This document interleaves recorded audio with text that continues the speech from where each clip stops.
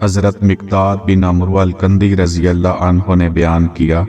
कि वो बदर की लड़ाई में नबी करीम सल्लल्लाहु अलैहि वसल्लम के साथ शरीक थे कि आपने पूछा, या रसूल अल्लाह, अगर जंग के दौरान मेरी किसी काफिर से मुठभेड़ हो जाए और हम एक दूसरे को कत्ल करने की कोशिश करने लगें, फिर वो मेरे हाथ पर अपनी तलवार मारकर उसे काट दे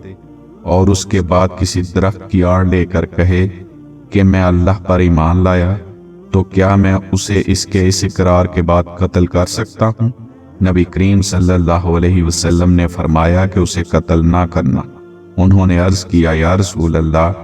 उसने तो मेरा हाथ भी काट डाला और ये इकरार उस वक़्त किया जब उसे यकीन हो गया कि अब मैं उसे कत्ल ही कर दूंगा। नबी करीम सल्लल्लाहु अलैहि वसल्लम ने फरमाया कि उसे कत्ल ना करना, क्योंकि इस्लाम लाने के बाद वो मासूम है।